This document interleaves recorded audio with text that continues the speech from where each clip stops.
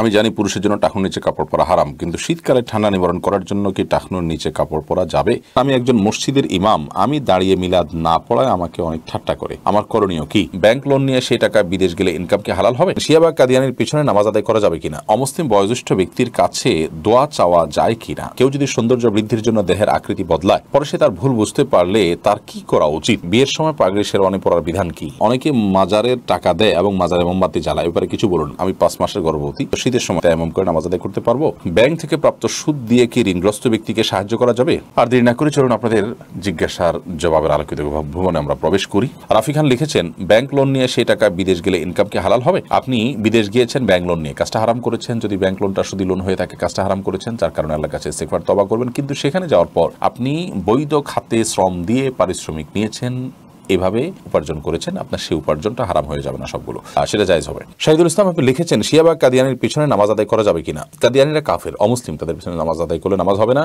শিয়াদের মধ্যে যারা কাফের তাদের পিছনে নামাজ পড়লে নামাজ আদায় হবে না, কিন্তু যারা কাফের নন বরং শুধু গুমরা, তাদের পিছনে নামাজ পড়লে নামাজ জায়েজ হবে। বারেক এমডি আব্দুল আপনি লিখেছেন, অমুসলিম বয়োজ্যেষ্ঠ ব্যক্তির কাছে দোয়া চাওয়া যায় কিনা? যে কোনো ব্যক্তির কাছে দোয়া চাওয়া যায়। অমুসলিম যে তিনি তো আল্লাহ রাব্বুল আলামিনকে বিশ্বাসই করেন না, তার কাছে আপনি কিভাবে দোয়া চাইবেন? দোয়া চাওয়া মানে হলো আল্লাহর কাছে প্রার্থনা কামনা করা। তিনি তো আল্লাহকে বিশ্বাসই করেন না, তাহলে আল্লাহর কাছে প্রার্থনা আপনি কিভাবে কামনা করবেন তার কাছ থেকে?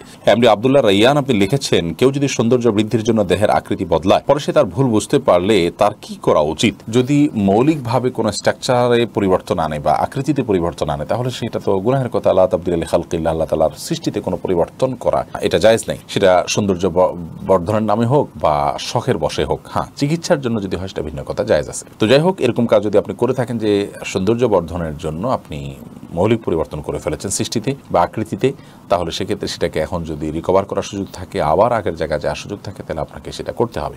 আর যদি সেই সুযোগ না থাকে, তাহলে আল্লাহর কাছে তওবা করে যেতে হবে। এটা অত্যন্ত গর্হিত কাজ এবং জঘন্য অপরাধ। রবিউল ইসলাম মিয়াজি আপনি লিখেছেন, বিয়ের সময় পাগড়ি শেরওয়ানি পরার বিধান কি? এটা মুবাহ বা জায়েজ। বিয়ের সময় পাগড়ি বা শেরওয়ানি পড়তে হওয়ার কোনো কথা নেই। বিয়ের সময় কিছুটা আনন্দ করা, কিছুটা আনন্দ প্রকাশ করা, সামাজিক যে সমস্ত কালচারগুলো বিভিন্ন সমাজে আছে, সেগুলোর কোনোটার সাথে যদি শরীয়তের মৌলিক কোনো নির্দেশনার সংঘর্ষ না হয়, কোনো নির্দেশনা লঙ্ঘন না হয়, তাহলে সেগুলো করাতে কোনো অসুবিধা নেই। অতএব শেরওয়ানি পড়লেন বা আপনি অন্য কোনো কুর্তা পড়লেন বিয়ের জন্য স্পেশাল, সেগুলো শরীয়তের কোনো বিধানকে যদি লঙ্ঘন না করে, যেমন সেটা যদি পুরুষদেরটাতে রেশমের না হয় বা স্বর্ণখচিত না হয়, কোনো অসুবিধা নেই ইনশাআল্লাহ বিদিনিল্লাহ। কিন্তু এটা করা যে সুন্নাহ, ব্যাপারটা সেরকম নয়। মোহাম্মদ আবু সাইদ আপনি লিখেছেন, অনেকে মাজারের টাকা দেয় এবং মাজারে মোমবাতি জ্বালায়, এবারে কিছু বলুন। মাজারে মানত করা এটা জায়েজ নয়, এটা গুনাহের কথা। কারণ হলো, মানত করলে সেটা শরীয়তে দানের যে জায়গাগুলো আছে, খাতগুলো আছে, সেরকম কোন একটা খাতে জায়গায় মানত করতে হবে। এছাড়া অন্য কোনো জায়গায় মানত করা যাবে না।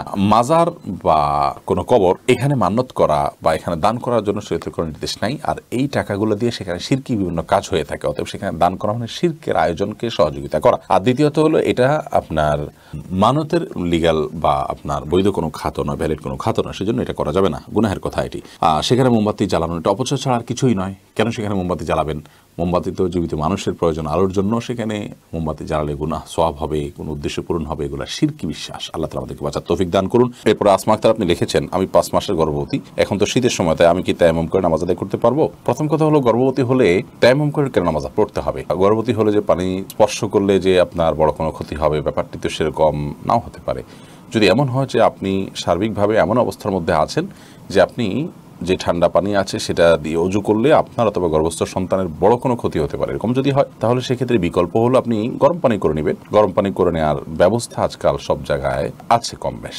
যদি এমন হয় যে আপনার গরম পানি করা অনেক দুঃসাধ্য হয়, কষ্টসাধ্য হয়, ব্যবস্থা নেই, এমন কোনো জায়গা থাকেন, তাহলে সেক্ষেত্রে আপনি তায়াম্মুম করে সালাত আদায় করতে পারবেন। কিন্তু শর্ত হলো, এতটাই আপনার জন্য এটা কষ্টদায়ক হবে যে আপনি অজু করতে গেলে ঠান্ডা পানিতে বড় কোনো বিপদের মুখোমুখি হতে পারেন আপনি বা আপনার সন্তান, তাহলে সেক্ষেত্রে গরম পানির ব্যবস্থা না থাকলে আপনি তায়াম্মুম করতে পারবেন, অন্যথায় এটি করবেন না। এমনি মনিরুজ্জামান আপনি লিখেছেন, ব্যাংক থেকে প্রাপ্ত সুদ দিয়ে কি ঋণগ্রস্ত ব্যক্তিকে সাহায্য করা যাবে? ব্যাংক থেকে প্রাপ্ত সুদ নিজে না নিয়ে অপরকে সাহায্য করব, এমন উদ্দেশ্যে কি সুদী ব্যাংকে টাকা রাখা যাবে? খুবই সুন্দর একটি প্রশ্ন। আমাদের অনেক ভাইরা সুদী ব্যাংকে টাকা রেখে থাকেন এই উদ্দেশ্যে যে সেখানে টাকা রেখে যে লভ্যাংশটা আসে আমি ভোগ করবো না, গরিব দুঃখীকে দান করব। তাহলে দারিদ্র্য বিমোচন হলো, গরিব উপকার হলো, আমি তো আর হারাম খেলাম না। এটি সম্পূর্ণ ভুল একটি পন্থা। কারণ আল্লাহ রাব্বুল আলামিন রিবাকে হারাম করেছেন। আল্লাহ বলেছেন আহাল্লাল্লাহুল বায়' ওয়া হাররামার রিবা, আর আল্লাহ তাআলা রিবা বা সুদকে হারাম করেছেন। এখানে খাওয়াকে হারাম, যদি অন্যান্য জায়গাতে সুদ খাওয়ার কথা আল্লাহ বলেছেন, কিন্তু এখানে খাওয়ার কথা বলেন, এখানে আমভাবে সাধারণভাবে বলেছেন সুদকেই আল্লাহ তাআলা হারাম করেছেন। তার মানে সুদের যে কারবার করলেন, সুদকে আপনি সুদের চুক্তি করলেন, তার মানে সে আপনাকে সুদ দিবে, আপনি নিবেন, এই মর্মে আপনি তার সাথে যে চুক্তি করলেন, আপনি সুদকে মেনে নিলেন, আপনি সুদের মধ্যে জড়িয়ে গেলেন, এরপর সেটা আপনি খাচ্ছেন না, সেটা পরের বিষয়। তো এটি জায়েজ নয়। যদি ব্যাপারটা এরকম হতো যে আপনি আগে জড়িয়ে গেছেন, এখন বের হয়ে আসার জন্য আপনাকে সময় নিতে হচ্ছে, আগে থেকে চুক্তি ছিল, সেই অনুযায়ী আপনার কাছে ইন্টারেস্ট চলে আসছে, সুদ চলে আসছে, এখন সেটা কি করবেন? তো সেটা আপনি গরিব দুঃখীকে দান করে দিবেন। কিন্তু ইচ্ছাকৃতভাবে ঠান্ডা মাথায় আপনি চুক্তি করে সুদ নিবেন, নিয়ে তারপর গরিব দুঃখীকে দান করবেন, এমনটি করার সুযোগ নেই, জায়েজ নেই। এরকম যদি হয় তাহলে আর সুদ বলতে কিছু থাকবে না, কারণ মানুষ তখন সেটা নিয়ে নিজের গরিব আত্মীয় স্বজনদের কিন্তু 12 মাস দিতে হয়, সেগুলো দিবে। সবচেয়ে বড় কথা হলো যে সুদের কারবার করা জায়েজ নয়। আপনি সুদ খেলেন না, কিন্তু সুদের কারবার কিন্তু আপনি করে ফেললেন। আব্দুল কুদ্দুস আপনি লিখেছেন, আমি একজন মসজিদের ইমাম, আমি দাঁড়িয়ে মিলাদ না পড়ায় আমাকে অনেকে ঠাট্টা করে, আমার করণীয় কি? বা আব্দুল কুদ্দুস, প্রথম কথা হলো তাদেরকে সুন্নাহ এটার অনুকরণ অনুসরণের গুরুত্ব বোঝান। আব্দুল্লাহ জাহির রহমানুল্লাহ রাহে বেলায়েত বইটা তাদেরকে দিন, এবং খুব বেশি শিক্ষিত, খুব বেশি বুদ্ধিমান মানুষ থাকলে তাদেরকে ইহয়া সুনান বইটাও দেন, এবং সেগুলো তাদেরকে পড়ার সুযোগ দেন। আপনি সবর করেন। একজন ইমাম তার এলাকাকে পরিবর্তন করতে হলে, সংস্কার করতে হলে তাকে অনেক বেশি ধৈর্য ধারণ করতে হয়। বিশেষ করে যখন ভুল ভ্রান্তি, কুসংস্কার, বেদাত বা অনেক ভুলভাল জিনিস সমাজের মধ্যে আগে থেকে প্রতিষ্ঠিত থাকে, সেটা চেঞ্জ করা খুবই সময় সাপেক্ষ ব্যাপার হয়। আলহামদুলিল্লাহ, আমি আমার জীবনে বিভিন্ন মসজিদে যে দায়িত্ব পালন করেছি, আমি চেষ্টা করেছি এরকম কৌশলী হওয়ার এবং যথাসম্ভব এই সমস্যাগুলো থেকে উত্তরণের জন্য সর্বোচ্চ সবর করার। আল্লাহর রহমতে আমি দেখেছি এর ফলশ্রুতিতে সেখানে পরিবর্তন এসেছে। অতএব আপনি সবর করবেন, হাসি মুখে বরণ করবেন, পারলে কোমলতার সাথে বোঝাবেন, যারা একটু মাথাওয়ালা তাদেরকে আলাদা করে বোঝাবেন, এবং এইভাবে আস্তে আস্তে আস্তে আস্তে একটা সময় ইনশাআল্লাহ বিদিনিল্লাহ পরিবর্তন করা যাবে।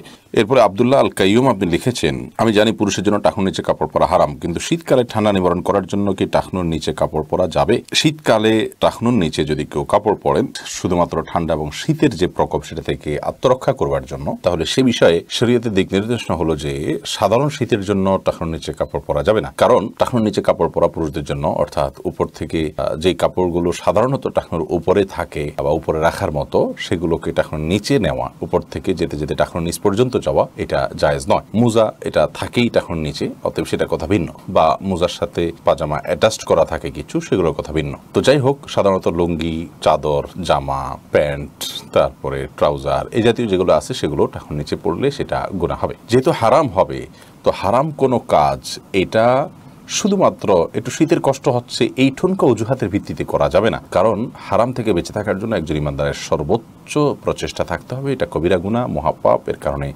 শাস্তির কথা হাদিসে বর্ণিত হয়েছে। যদি এমন হয়, আল্লাহ না করুন, যে আপনি এমন কোনো জায়গা আছেন এত বেশি ঠান্ডা যে আপনি টাকনুর নিচে মোজা বা এই জাতীয় কোনো কিছু নেই, আপনি উপর থেকে যে পোশাক পরছেন সেটা যদি টাকনুর নিচে সহ পুরো পায়ের পাতাকে না ঢাকেন সেটা দিয়ে, তাহলে আপনার পা জমে যাবে, অনেক বেশি আপনি বিপদে পড়বেন। এরকম যদি হয় তাহলে সেক্ষেত্রে আয-যরুরাতু তুবিহুল মাহযুরাত, বা খুব বেশি প্রবল সমস্যা দেখা দিলে সেক্ষেত্রে নিষিদ্ধ বিষয়ও অনুমোদিত হয়।